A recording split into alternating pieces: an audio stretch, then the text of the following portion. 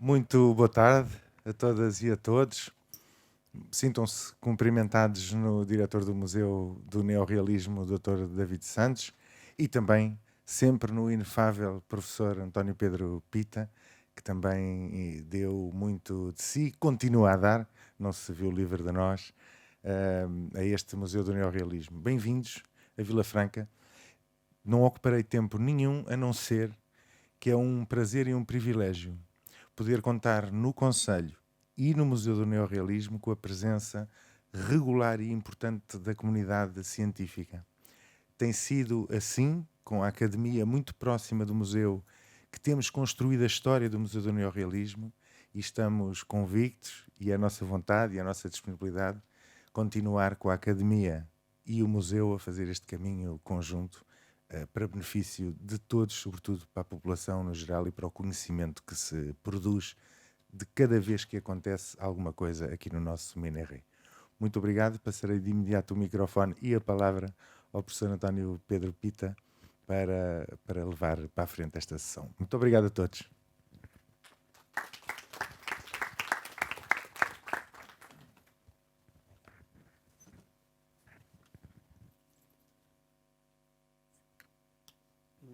Muito boa tarde a todas vós, a todos vós. Muito obrigado ao Sr. Presidente Fernando Paulo pelas suas palavras e pela abertura desta sessão. Eu quero cumprimentar nele todos os responsáveis autárquicos que estão aqui, a Sra. Vereadora, o Sr. Diretor de Serviços e muito especialmente, direi porquê, o Dr. David Santos, diretor científico do museu, a quem eu estou grato pela confiança que foi total e incondicional em relação à exposição e também pela colaboração técnica que o museólogo, que David Santos também é, nos prestou. Esta exposição quis e quer criar condições para um reencontro com o itinerário e a obra de Mário Sacramento. E para este objetivo nós nós usamos o verbo voltar, de uma expressão que não tinha nada a ver com a ocorrência dela aqui, mas que nos pareceu útil para sublinhar este aspecto de reencontro e para significar que Mário Sacramento volta ao contacto do meio cultural e o meio cultural e científico volta ao contacto com o itinerário e a obra de Mário Sacramento. A exposição foi construída a partir do espólio de Mário Sacramento, que está no museu. Teve colaborações relevantes que eu quero publicamente agradecer, a mais importante das quais foi a do Dr. Carlos Braga, amigo nosso, pessoal nosso e nosso do museu, que vive em Aveiro, mas que está muito atento ao que se passa noutros lados, sobretudo quando isso envolve personalidades de Aveiro e muito especialmente Mário Sacramento, de quem ele tem uma documentação fabulosa que nos facultou incondicionalmente. E a exposição não seria o que é essa exposição que já viram ou que irão ver sem a participação curatorial de Odete Belo, que sempre me ensina coisas importantíssimas, com a quem eu aprendo muito, com ela e com a equipa, as equipas que ela tem sabido organizar e manter, e que neste caso diretamente foi composta essa equipa pela Margarida Matos, pela Andreia Antunes e pela Sara Pereira, a quem eu agradeço também. Também não seria a exposição aquilo que é sem o trabalho magnífico da Dulce Munhoz, que foi a designer que desenhou a exposição e que desenhou o catálogo. Catálogo que, como sempre acontece, e já se tornou uma imagem de marca, não se limita a refletir, no sentido de ser o reflexo, a imagem, não se limita a refletir ou a fixar a exposição.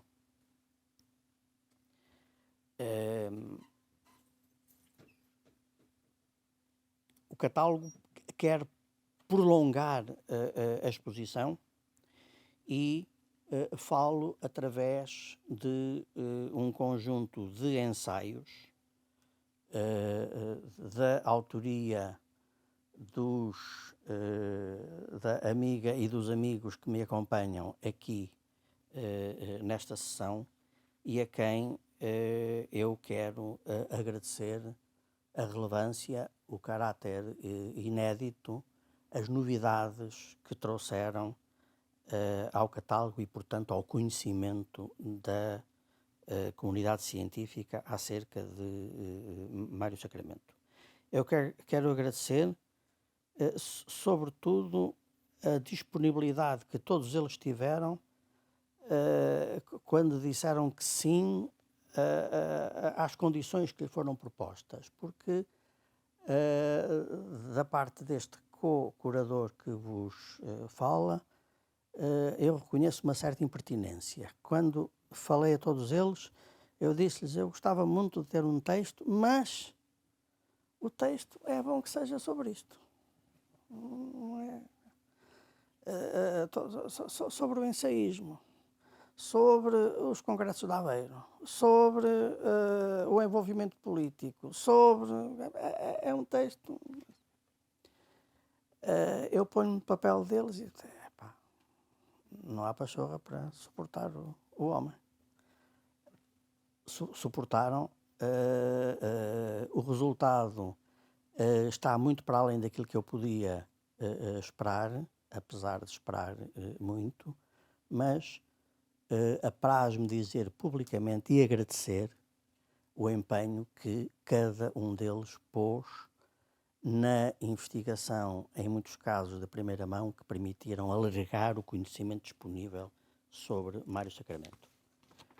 O que torna, como já é costume nos catálogos do museu, este catálogo uma peça relevante da bibliografia sobre o nosso autor. Materialmente, o catálogo deve, como eu disse, deve muito ao desenho da Dulce Munhoz, deve muito também ao trabalho da Fátima Pires, e esta sessão em que nós nos encontramos deve também a participação da Lourdes Aleixo, do Fernando Marques e da Inês, que está ali escondida, mas não é menos importante.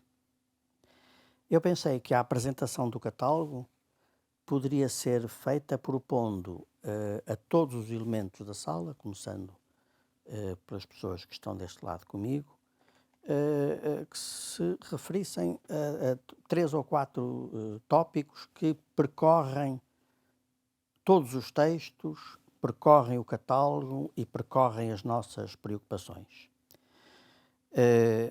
Um deles tem que ver, Eunice, um deles tem que ver com a importância do espólio e com as surpresas que podemos encontrar no espólio. O texto da Eunice é muito interessante porque ela foi buscar um aspecto completamente inesperado. Umas páginas sobre o mar, So, hã? Mário Sacramento e o mar. Sobre o mar. A Inês é a autora, a Eunice é a autora da. Eu, na verdade, deveria dizer a professora, a doutora Eunice. Não. Isso é muito complicado. Maliquias Vuiô, mas pronto, vai ser assim. A Eunice é a autora da única biografia autónoma que até agora existe sobre Mário Sacramento e que foi apresentada não em Portugal, mas na Universidade de Paris, Paris-Sorbonne. Conhece muito bem o espólio e como a questão do espólio, das novidades, das surpresas, da importância nos interessa, eu talvez lhe pedisse 3 minutos sobre isto. Pode ser? Sobre a importância do espólio e as surpresas que encontrou lá. Pode ser? 3 minutos, não mais de 4. É complicado responder esta pergunta, porque eu quando mergulhei no pensamento do Dr. Mário Sacramento para me dedicar a esta tese de doutoramento, estava muito longe de imaginar a aventura que me esperava. E eu vinha de férias e era durante as férias que ia à casa do Dr. Mário Sacramento e que falava com também doutora Cecília, que era muito acessível, e foi ela que me introduziu no espólio do Mário Sacramento, que estava em casa dela nessa altura, e eu li muitas coisas, já nem sei quantas coisas li, francamente, foi uma verdadeira biblioteca, como sabem, o Mário Sacramento, tudo o que escreveu, tudo o que ele lia, havia muitas coisas que lia e não escrevia, e não foi fácil. Tive que entrar nesses documentos e fazer escolhas para depois fazer um trabalho sobre a vida dele e ao mesmo tempo organizar os estudos que ele fazia sobre os vários neorrealistas e outros, porque não era sobre neorrealistas. Por exemplo, ele falou de Homero. Homero não era neorrealista. E isto é um exemplo. E então, bem, não sei o que dizer, porque há mesmo muito que dizer sobre este ponto. Agora, eu posso falar um pouquinho disto? Do mar? A mim? Não, o texto dele sobre o mar. O texto dele sobre o mar foi algo de um pouco especial, porque já há 10 anos que o escrevi, achei muito interessante a ligação do Mário Sacramento com o mar, mas não entrou na minha tese, apenas abordei o assunto. Abordei o assunto? Não, abordei o assunto no resumo que foi publicado em Portugal.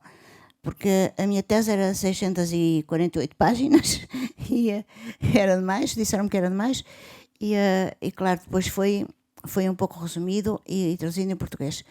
E eu achei muito interessante e fiz este trabalho sobre o Mário Sacramento e o mar e estava à espera de ser publicado há 10 anos, não foi ontem. E eu fiquei muito feliz por poder participar, porque o Dr. Pedro Pita pediu-me para tratar algo literário e eu disse, vai ser este já. Tinha outro que também era Mário Sacramento e o marialvismo. Nesta altura fala-se muito, não é? De feminismo, etc. Achava interessante, mas preferi publicar enviar este sobre Mário Sacramento e o mar. Não sei se querem que eu diga mais alguma coisa. É que isto nunca mais acaba. Se formos a falar de Mário Sacramento, nunca mais acaba. Eu não trouxe nada preparado, nem esperava estar aqui diante de vós. Julgava que estava lá quietinha num cantinho. Mas, de qualquer modo, se me quiserem fazer alguma pergunta, eu estou aberta a respostas. Se eu souber responder, não é? Pronto. Obrigada. Com licença. Porque há uma outra questão, e sobre as surpresas do espólio haverá certamente muito que dizer, nós já podemos voltar a isto. Há um outro aspecto que percorre a exposição e percorre os textos do catálogo, que é o impacto a influência que os textos, os artigos e os livros de Mário Sacramento produziram no momento. Mário Sacramento morreu em 1969. Eu não vou ter a indelicadeza de lembrar que a maior parte de nós ainda não era nascida na idade da razão em 1969. Mas, segunda indelicadeza, mas que está justificada, porque ele próprio a justificou, há quem tenha uma memória viva desse impacto. É o caso do presidente da Associação Portuguesa de Escritores, que infelizmente não pode estar connosco em pessoa, mas que fez questão de gravar um pequeno depoimento, 2 minutos, sobre esse impacto de Mário Sacramento no momento, que eu vou pedir à Inês que nos apresente, se faz favor. E ao mesmo tempo agradecendo ao Dr. José Manuel Mendes o cuidado que teve quanto à sua participação nesta sessão. Mário Sacramento era uma personalidade nuclear no tempo da sua vida e continua a sê-lo ainda nos anos que imediatamente seguiram ao seu desaparecimento físico. Lia-se o que publicava nas revistas e jornais com grande atenção, uma vez que se tinha tornado, por um trabalho particularmente cuidadoso, um crítico de referência. A análise que fazia da obra dos autores seus contemporâneos, particularmente, mas não só, tornaram-no iluminante para companheiros de geração e, sobretudo, para os que, como eu, vieram depois e, com ele, de certo modo, dialogavam nos territórios fecundos, controversos e sempre verdadeiramente fulcrais da literatura. É por isso que o recordo, acima de tudo, nesta dimensão, não ocultando outras, aquelas em que ele foi um criador que não chegou tão longe quanto teria desejado. Teria sido um romancista, teria sido seguramente, e a muitos níveis, um poeta, mas as razões da vida, aquelas que tinham a ver com a vivência cotidiana, designadamente da profissão, e aquilo que é a exaustão do trabalho crítico feito com seriedade, acabaram por determinar quanto ainda hoje nós podemos absorver, analisar, e é seguro que esse reencontro é um reencontro, como poucos, verdadeiramente enriquecedor. Poderia ter sido um romancista. Há muitos esboços de textos de ficção no espólio. Alguns poucas páginas, mas outros bastante desenvolvidos. Poderia ter sido, ou quereria poder ter sido um poeta. Disso também o espólio e até o diário nos dá mostras, mas a verdade é que a prática de Mário Sacramento, a prática intelectual, o trabalho intelectual de Mário Sacramento vai ser, na sua maior parte, no território daquilo a que uma tradição europeia consagrou sob o nome de ensaísmo. Ele vai ser, sobretudo, um ensaísta, mas vai dar ao seu ensaísmo, ao alcance do seu ensaísmo, uma forma e algumas singularidades. Os seus textos mais importantes são ensaios, e o ensaio como género, a delimitação do ensaio como género, também o ocupou. E ocupou, muitos anos depois, um investigador como o professor João Tiago Lima, que tem um texto sobre ensaísmo português e depois tem uma paginazinha final em que diz e há também a importância da obra de Mário Sacramento, mas isso fica para depois. Foi aqui que eu peguei para pedir ao professor João Tiago Lima, olha, está chegado depois, de maneira que fará o favor. E ele fez. Poderão ler o texto, o João Tiago não vai repetir o texto, mas vai certamente partilhar connosco a reflexão que o acompanhou neste caminho para a identificação da importância de Mário Sacramento no conjunto do ensaísmo português. Boa tarde a todos, obrigado pelo convite, é um prazer e um gosto estar aqui nesta sessão a partilhar o gosto que temos pela obra e a figura de Mário Sacramento. Eu, de facto, nesse texto prometia que iria voltar a Mário Sacramento.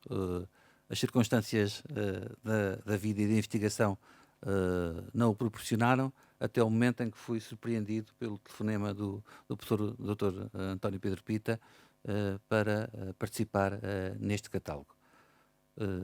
Esse texto, publicado já há mais de uma década, nesse texto publicado há mais de uma década, eu referia que era possível sustentar uma hipótese, segundo a qual, e se no século XX Portugal tivesse sido um país de ensaístas? Fala-se muito de que o século XX é o século de ouro da poesia portuguesa, mas fala-se pouco da importância que os ensaístas tiveram ao longo deste centénio. E nesse sentido procurei trazer à ribalta três nomes menos conhecidos do que os dois grandes vultos, habitualmente assim considerados, do ensaísmo do século XX, que são, na primeira metade do século, António Sérgio e, na segunda metade do século, Eduardo Lourenço. Juntamente com Mário Sacramento, eu referia-me também à importância da obra de dois ensaístas que eu prezo muito, igualmente. José Bacelar, que esteve ligado à Seara Nova e que tem uma obra que merece ser urgentemente estudada, e João Martins Pereira, mais próximo de nós, e que tem também uma obra muito ligada inicialmente ao pensamento económico e depois um ensaísmo muito original, muito fresco e muito inovador. Mário Sacramento, para mim, situava-se nesse contexto, no contexto dessa investigação, digamos, a meio caminho entre António Sérgio e Eduardo Lourenço. Digamos que situava-se, digamos, na charneira entre esses dois ensaístas. Num certo sentido, eu penso que a leitura que Mário Sacramento faz de António Sérgio é profundamente original. E estou convencido que terá influenciado o modo como, na mesma altura, Eduardo Lourenço escreveu o famoso texto sobre António Sérgio e a mitologia sergista, em que se interrogava se António Sérgio era ou não um autor de ensaios. Lidos os dois textos, o de Mário Sacramento e o de Eduardo Lourenço, hoje, parece-me que o de Mário Sacramento é mais produtivo. O texto de Mário Sacramento é mais... Eu sou insuspeito para falar sobre isto, porque tenho dedicado quase todo o meu tempo a estudar Eduardo Lourenço. Mas relativamente à relação com António Sérgio, parece mais produtivo o texto de Mário Sacramento que o de Eduardo Lourenço. Sobretudo, tem a ver, esta minha ideia tem a ver com a frase que eu escolhi para epígrafe do texto que aparece no catálogo, e que diz o seguinte: há que pôr sempre uma carta nítida sobre a mesa, mesmo quando se perde a vaza. O que Mário Sacramento aprecia em António Sérgio é precisamente os riscos que o ensaísmo de Sérgio corre, os erros que de alguma forma o próprio Sérgio cometeu. É como se os erros fossem uma fonte de aprendizagem inestimável. E essa visão de Sérgio parece-me bastante mais produtiva do que a crítica que Eduardo Lourenço dirige a António Sérgio, em que sublinha, sobretudo, o lado doutrinário de António Sérgio. Parece-me que é urgente reler Mário Sacramento. O seu ensaísmo merece ser relido, ou, para muita gente que anda distraída, lido, com a maior brevidade possível. Mais uma vez agradeço a oportunidade de estar aqui e peço desculpa, não preparei nada, tive que falar assim de improviso. A ideia era esta, a ideia era conversarmos um bocadinho, apanhar as pessoas desprevenidas, que era para podermos conversar de um modo mais solto e mais vivo. Muito obrigado. Posta esta configuração, digamos, mais conceptual do ensaio, aproximámo-nos daquilo que são os grandes textos, os textos talvez mais reconhecidos de Mário Sacramento. Todos eles ensaios. O ensaio sobre Essa, o ensaio sobre Fernando Pessoa, o ensaio sobre Namora, que são livros, e depois vários ensaios que não chegaram a dar livros sobre Cesário Verde, sobre Raul Brandão, e o magnífico prefácio que fez muito pela celebridade de Manuel Alegre, o prefácio que, antes de ser prefácio da segunda edição da Praça da Canção, foi uma crítica entusiástica à primitiva edição do livro no Cancioneiro Vértice. E foi essa tarefa impossível de percorrer todo este ensaísmo de Mário Sacramento que nós pedimos ao professor José Cândido Oliveira Martins, o qual, apesar da tarefa ser impossível, a cumpriu, como poderão ver, e de que ele nos vai agora sinteticamente falar, se quiser.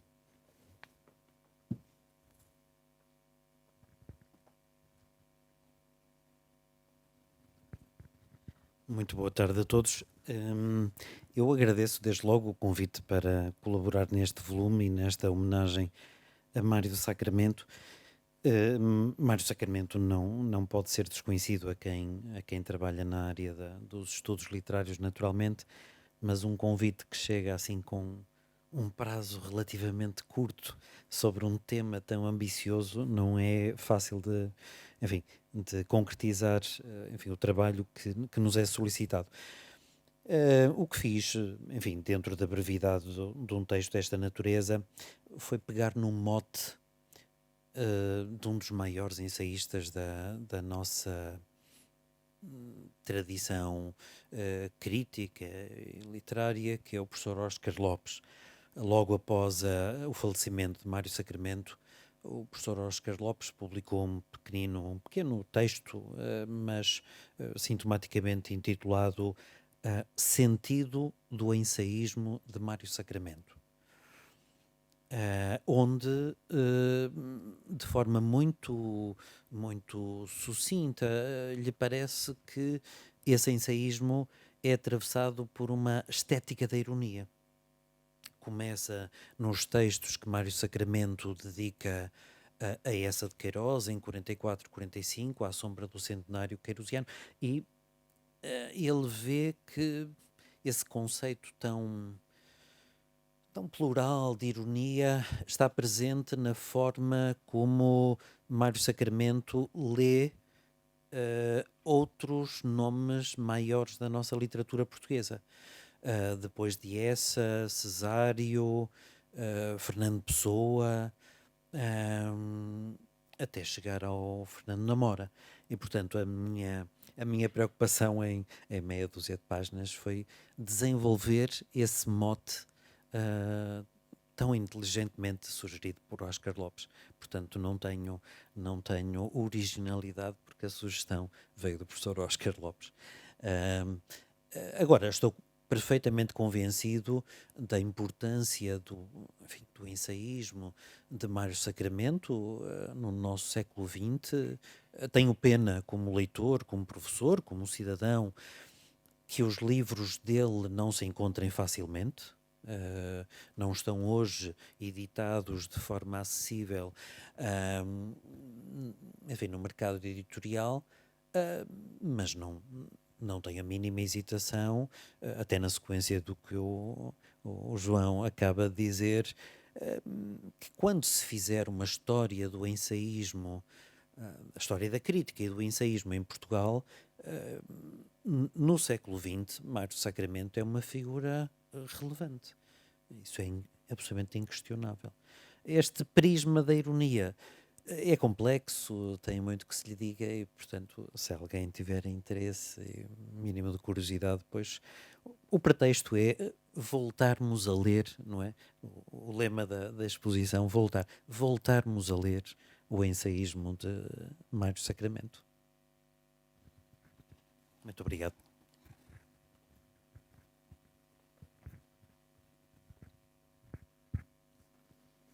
Há uma parte que fica para um aspecto que fica para a segunda parte, que é os ensaios que ficaram no tinteiro. Ficou um ensaio equivalente ao livro sobre Namora, um ensaio sobre Virgílio Ferreira, e ficou um ensaio sobre o autor que Mário Sacramento reconhece que é o autor da literatura portuguesa do século XX que mais profundamente o interpelou. Música de fundo, suspense, José Régio. José Régio é aquele com quem eu mais gostaria de me confrontar. Isto aparece em muitas páginas, em muitas críticas, e o que ficou, pequenos artigos, não dá conta da densidade do que poderia nascer dessa relação com José Régio. O certo é que algumas das razões pelas quais Mário Sacramento não foi escritor, algumas das razões pelas quais Mário Sacramento não foi nem poeta, nem o dramaturgo que queria ter sido, se deve, entre outros factos, à sua muito precoce intervenção política, que tem também os seus aspectos singulares. Há alguma singularidade na relação com o PCP, partido a que está ligado desde 1937-38, mas o João Madeira, que é quem sabe disto, dirá. E há alguma singularidade no conjunto das reuniões da chamada oposição democrática que ele promove desde 57 em Aveiro, primeiro designados congressos da oposição, congresso republicano e depois congressos da oposição democrática, mas disso nos falará também, quem sabe, o Luís Farinha. Os seus textos são textos riquíssimos. Aquilo que eu lhes peço agora é de contribuir para esta reflexão aqui em conjunto. Já está aqui. Muito obrigado, boa tarde. Começo por felicitar o professor Pedro Pita, agradecer-lhe o convite, obviamente, para colaborar no catálogo, mas também não esquecer o trabalho muito importante desta casa, deste museu. Os museus costumam ser normalmente sítios para usufruir da beleza, dos bens que colecionam e nem sempre são sítios para acrescentar conhecimento. O Museu do Neorrealismo em Vila Franca, nesta vertente, é muito mais rico. É uma casa de cultura, é uma casa que tem acrescentado imenso conhecimento à cultura portuguesa, à história portuguesa, à vida portuguesa do século XX particularmente. E com a vinda de Mário Sacramento é exatamente isso que se faz de novo, não é? É voltar a valorizar a memória de um português que muitos portugueses hoje não conhecem. Na verdade não, mas aí está exatamente a coragem desta casa, que é a de não desistir de dar a conhecer aos portugueses os outros que, muito valiosos, grande parte dos portugueses hoje não conhecem. E nesta vertente que me foi pedida, também foi exatamente com muito pouco tempo para trabalhar sobre ela.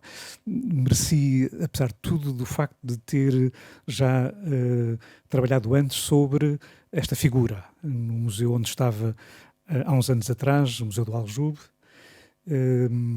e também porque a questão da resistência republicana foi sempre uma matéria que me interessou estudar. Foram os primeiros a resistir à ditadura militar e também depois ao Estado fascista. E de algum modo estes congressos de Aveiro, o primeiro em 57, é assim uma espécie de miradouro entre o passado e o futuro, não é? Pela primeira vez, de uma forma muito inesperada, mesmo muito inesperada. Deve dizer-se que Mário Sacramento, a alma principal desta reunião de Aveiro de 57, estava em liberdade condicional. Estava eventualmente para ser julgado, não, de certeza, para ser julgado uns meses depois, em 58, só foi julgado em 58. E isto é tudo inesperado, não é? É muito inesperado que alguém que está em liberdade condicional, que teve já várias prisões, 38, 53, 55, de repente possa ser aceito como alguém com legitimidade para reunir pessoas que se apresentavam como opositores ao regime. Não é fácil imaginarmos esta situação em 57 e vale a pena, enfim, se tiverem interesse, ler um pouco o texto. Não é possível falar dele na sua totalidade para explicar esta coisa inesperada de um congresso em Aveiro, reunindo republicanos históricos, ministros da Primeira República ainda. António Luís Gomes era um antigo ministro da República, com a nova geração republicana, também com comunistas, claro, Mário Sacramento, enfim, mais, Flauzino Torres, outros. E homens democratas, homens sem partido, enfim, gente que tinha sido importante ou que tinha tido uma atividade importante do ponto de vista político no pós-guerra, portanto, no movimento modista 45, nas eleições de 49 do Norton de Matos, e que de repente tinham sido conduzidos à cadeia, não é? A maior parte deles tinham sido conduzidos à cadeia. O Partido Comunista estava praticamente desarticulado em 48, não é? A maior parte dos líderes estavam ou clandestinos ou estavam presos, não é? E, portanto, é nesta conjuntura de extrema dificuldade, deve dizer-se, até durante um clima de Guerra Fria terrível que se vivia na Europa e em Portugal também, não é? Que se conseguem juntar aquilo que podíamos considerar a vertente mais progressista das oposições portuguesas ao regime fascista.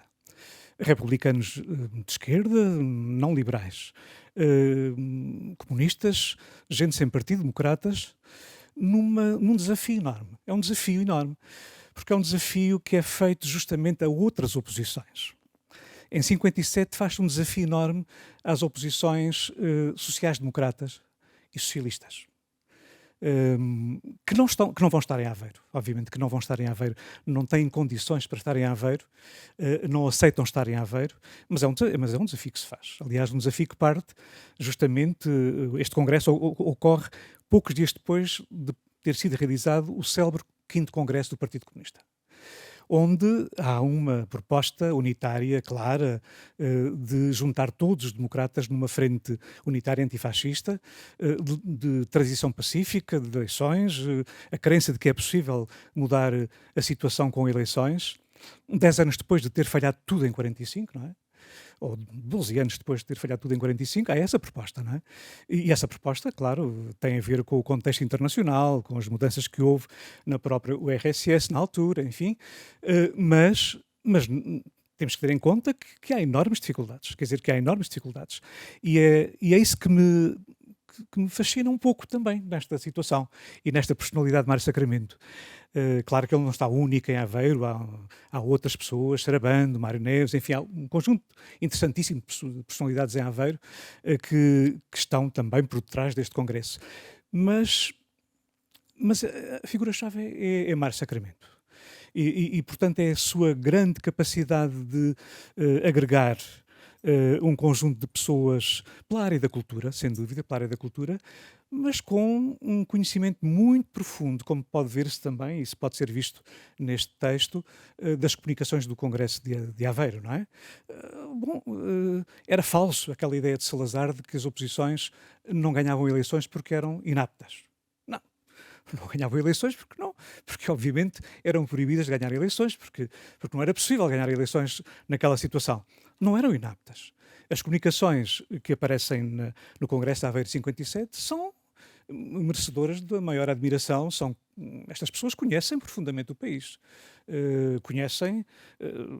Flauzino fala sobre a questão da reforma agrária do minifúndio.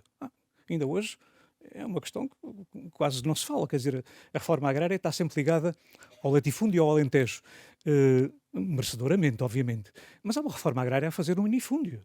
Bom, o Flauzino Torres falava dela, depois nunca mais ninguém falou, nem o 25 de Abril falou.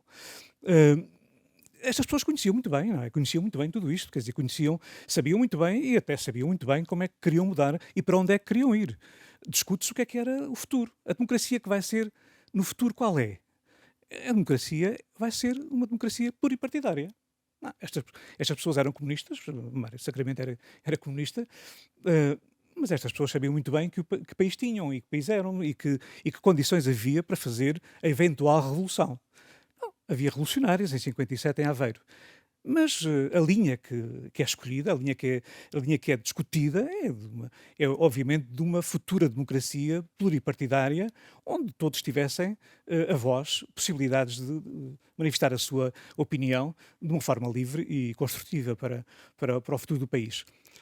E isso é, de facto, uma pedra de toque fundamental. Quer dizer, em 57 há uma espécie de mirador sobre o futuro e estes congressos de Aveiro merecem ser tratados de outra forma na história das oposições.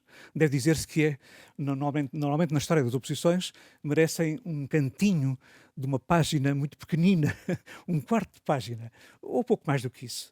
Não é justo. Não é justo.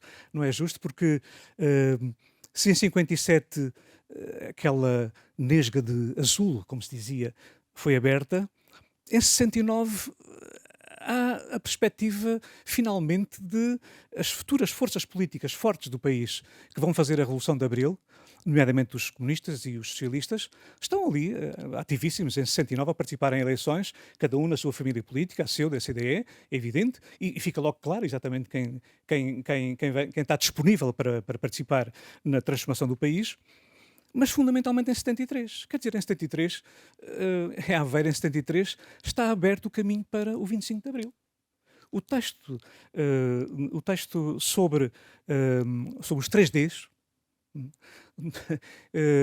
o texto sobre os 3Ds é um texto que é apresentado em Aveiro, em 73, poucos meses antes do 25 de Abril. O autor foi depois ministro de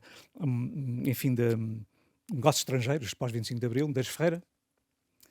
O autor é ele, não é? Quer dizer, é evidente que ninguém está aqui a desmerecer, ou ninguém pretende desmerecer, o trabalho importantíssimo dos militares no 25 de Abril. Sem eles não havia, obviamente, mudança de regime, óbvio, não é? Estaríamos noutra situação qualquer, não sei qual seria, não haveria 25 de Abril. Isso é óbvio, é completamente verdade. Agora, alguns militares de Aveiro, alguns militares de 25 de Abril inspiraram-se em Aveiro 73. E Aveiro 73 vem na sequência de Aveiro 57, Aveiro 69.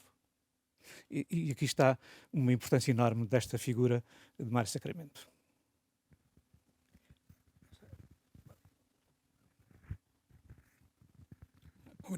Obrigado, boa tarde.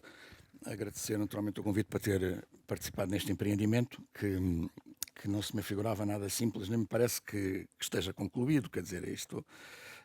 portanto, a ideia geral, a ideia existente era a ideia de um Mário Sacramento militante do Partido Comunista e grande obreiro dos congressos de Aveiro.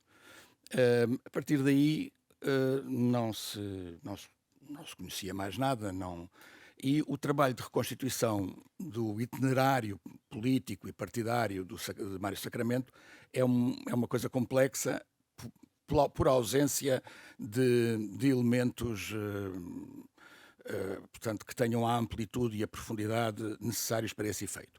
Agora, há uma coisa que é possível concluir, que é a ideia de que Sacramento é um homem de partido na frente, ou seja, é na lógica de funcionamento do Partido Comunista desde os anos 40 até depois do 25 de Abril, portanto, a tentativa de criar organizações que de algum modo se assemelhassem à Frente Popular, portanto com uma componente de frente antifascista muito forte, e é aí que Mário Sacramento se destaca.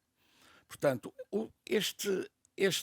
esta militância legal na frente é profundamente desgastante e tem uma erosão, gera uma erosão muito grande. E eu creio que quando nós lemos o diário, principalmente o diário e alguma correspondência, nós verificamos essa erosão.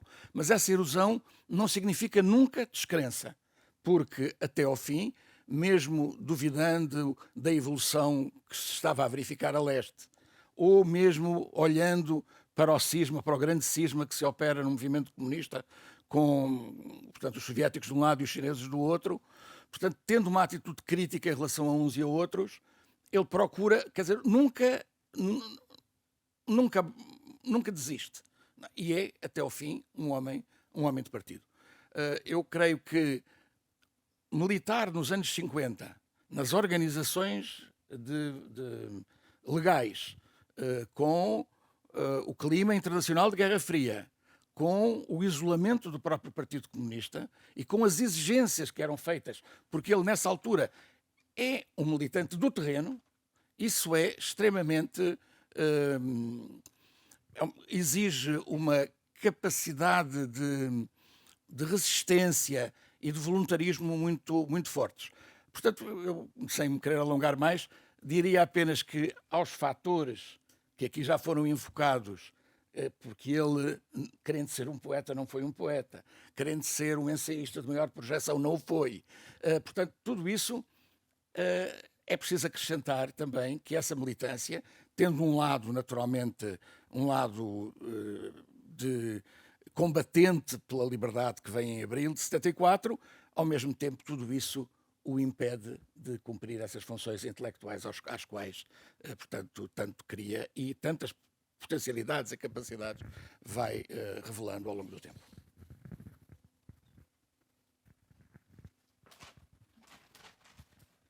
E é chegado o momento de alargar a nossa reflexão. Farão o favor, as interessadas e os interessados, farão o favor de dizer da sua justiça. Há de haver aí um outro aparelho destes.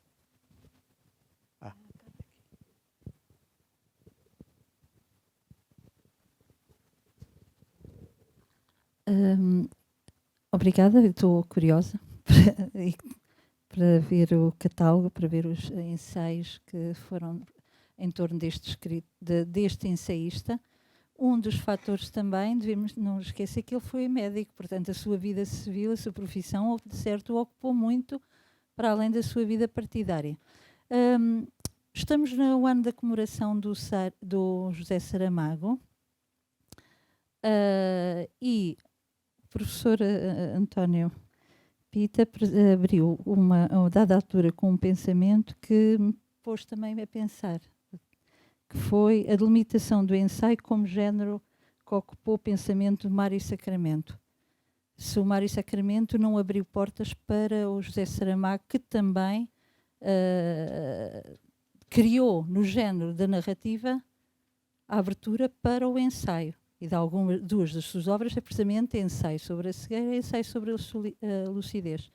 Ele não foi, ele foi um ensaísta que não treinou, embora tenha verdade, pela literatura, e se também não acabou por, na literatura, não estava já também a querer, na sua obra literária, também entrar no ensaísmo. Até que ponto o ensaio é um género estanque e não pode ser mais aberto? João Tiago, esta perguntita é para si. Parecia que era para mim, mas não é. Ou para o José Cândido.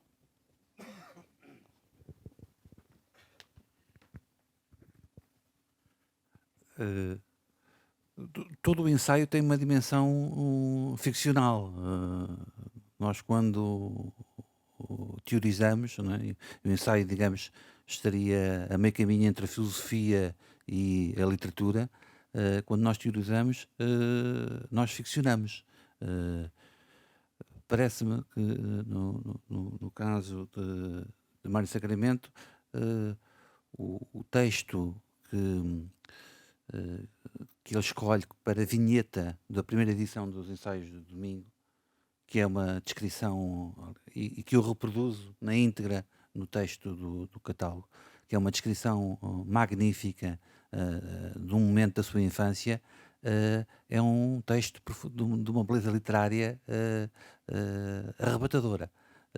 Portanto, o ensaio tem esta dimensão fictícia, ficcional. Os romances de Saramago também são eles altamente problematizadores. Portanto, as fronteiras entre o ensaio sobre a cegueira é uma reflexão, que eu diria, profundamente filosófica sobre a condição humana nos tempos contemporâneos. E, portanto, parece-me que é perfeitamente possível estabelecer pontes entre estes géneros que não são estanques, como bem disse, são formas diferentes de procurar a mesma coisa, dar conta da nossa experiência no mundo, e isso é realmente o mais importante.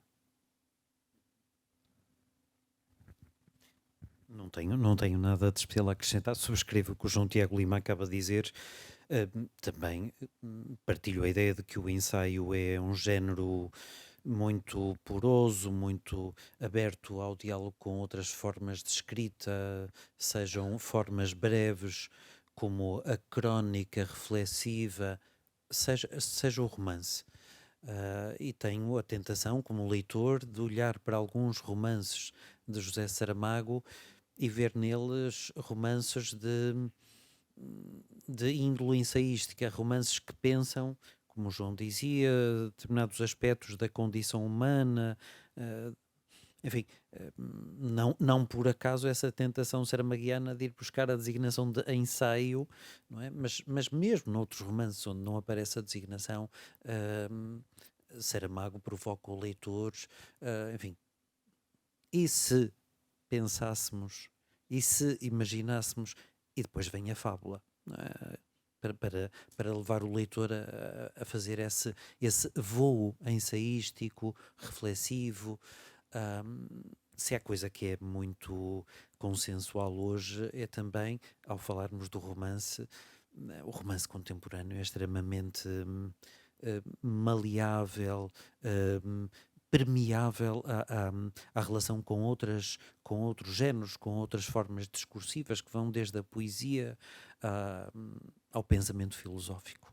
O romance é um género sem lei e, portanto, absorve um pouco de tudo à sua volta e acho a observação muito, muito pertinente. Muito obrigado.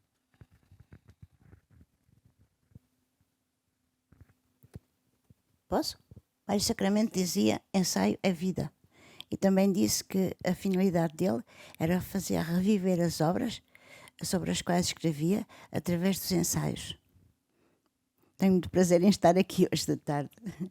Sabem que a primeira vez que eu visitei o Museu do Neorrealismo era o pequenino do outro lado, nos anos 60, para consultar a Vértice. E agora temos uma casa assim maravilhosa. Muito obrigada.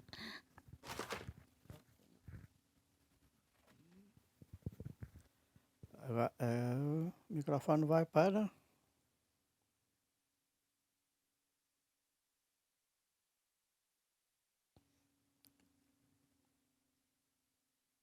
Como ressonância aqui da nossa primeira intervenção, eu posso pedir à Odete, que conhece o espólio como. Deve conhecer o espólio tão bem como a professora Eunice, que destaque uma peça. Aqui já sabemos que foi a prosa sobre o mar. Uma peça especialmente impressiva do espólio. A peça que eu destaco mais, e foi aquela que fiz a observação quando estávamos a tratar da exposição, é exatamente aquilo que disse há bocado. A carta enviada da prisão, com um conto. Quando o pai está a explicar à filha os factos da vida, através de um conto, vou-te contar uma história. Essa é a peça do espólio que me impressionou mais. E que acho que é um tesouro. Muito obrigado. Mais.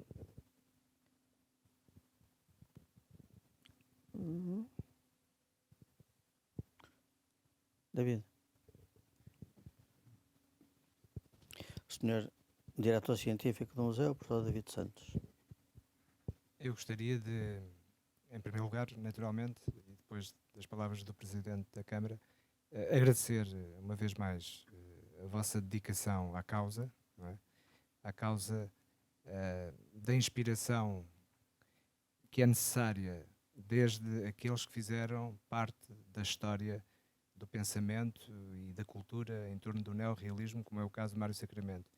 Mas também a inspiração que é preciso para dar continuidade a essa voz, ou seja, dar continuidade à presença na nossa cultura e no nosso património intelectual e de reflexão, obviamente, de figuras como Mário Sacramento. Porque, independentemente da dimensão pública dessas figuras, hoje em dia, estar quase que reduzida ao campo académico, a verdade é que é preciso também muita inspiração, muita dedicação e às vezes também transpiração para continuar esse processo. O processo de que a importância das palavras dessas pessoas não deve ficar lá atrás. Tem que ter um projeto de continuidade a que naturalmente este museu está associado desde o início e que tem tido muitos protagonistas e todos eles são absolutamente relevantes para pôr em marcha este processo, mas neste caso do Mário Sacramento há de facto na vossa projeção, no vosso pensamento, vertidos agora também neste catálogo que apresentamos aqui hoje, toda uma relação de forças e de importância que é preciso testemunhar e pôr ao mesmo tempo próximo das pessoas. Porque, por exemplo, hoje em dia há uma tendência para achar que os museus, ou os centros de documentação, mas os museus, em concreto estamos num museu, que tem desde o início um projeto de centro de documentação na base dessa transformação em museu, que hoje em dia quase que são transformados em locais de entretenimento. E a tendência mais generalizada é um pouco ir à procura, a partir da ideia de inclusão, que é muito importante, não deve nunca ser colocada de parte, mas que está a abrir a porta também a uma ruptura, a um corte com o conhecimento que é produzido na academia, o conhecimento que é produzido, muitas vezes até não necessariamente só pelos académicos, mas também por pessoas que dedicam a sua vida a precisamente investigar e pôr em palavras também o seu conhecimento e a relação com o conhecimento do passado, e a ideia de que os museus têm que transformar o seu discurso quase que na ruptura com o conhecimento científico mais desenvolvido e mais atualizado, é algo que é preciso ter muito cuidado, porque os museus são, desde a sua origem, locais de conhecimento, não é? O Victor Hugo dizia que os museus são as catedrais do conhecimento e não podem deixar de o ser, o que não quer dizer que os modos de o ser sejam sempre os mesmos, mas não podem perder essa relação.